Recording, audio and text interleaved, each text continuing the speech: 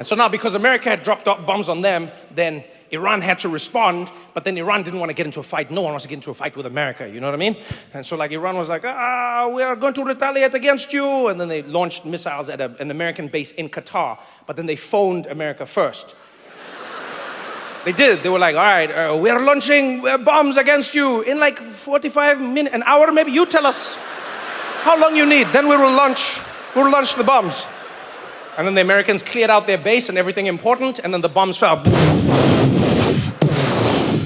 And then Trump, very, like in an interesting way, he responded to Iran. Then he wrote on his like thing online on his profile, he was like, thank you to Iran for giving us notice about the bombs. Now it's over, it's all over. There will be peace. And then he said, Iran, Israel, peace. And they were like, all right, peace, peace, peace, all good. Then Trump went to sleep.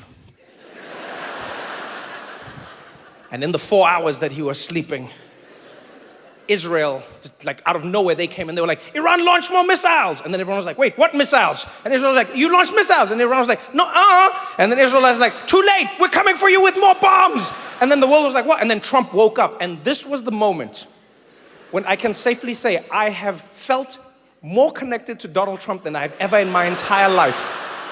Because that man is not a normal human being.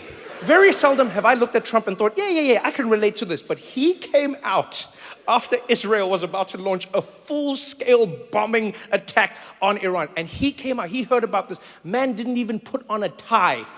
Came out of the White House half-dressed, ran straight into reporters, and he went into it. He was like, I heard about what Iran is doing and what Israel is doing. And let me tell you, I'm angry at Iran, but I'm more angry at Israel. They said peace, and I said we're going to do peace, and they're launching, and I'm sick of them. Israel, you better not do it. You don't do it, Israel. I said peace. You don't do it. He looked like a dad who had kids that were fighting in the backyard. And he was just going back and forth. He's just like, Israel, shut up, baby. Come on, shut up. Shut up. How many times do you have to tell your kids that you're not going to? I told you once and I'll tell you again. And then he looked at the reporter and he did something I've never seen an American president do in my entire life. He cursed live on TV into the camera. Looked at the camera and he was like, they were like, what do you think, Mr.? He's like, I'll tell you what this is. You've got two countries that have been fighting so long, they don't know what the they're doing.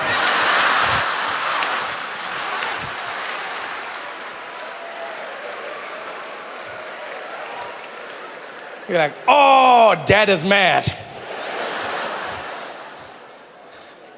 Dad is mad.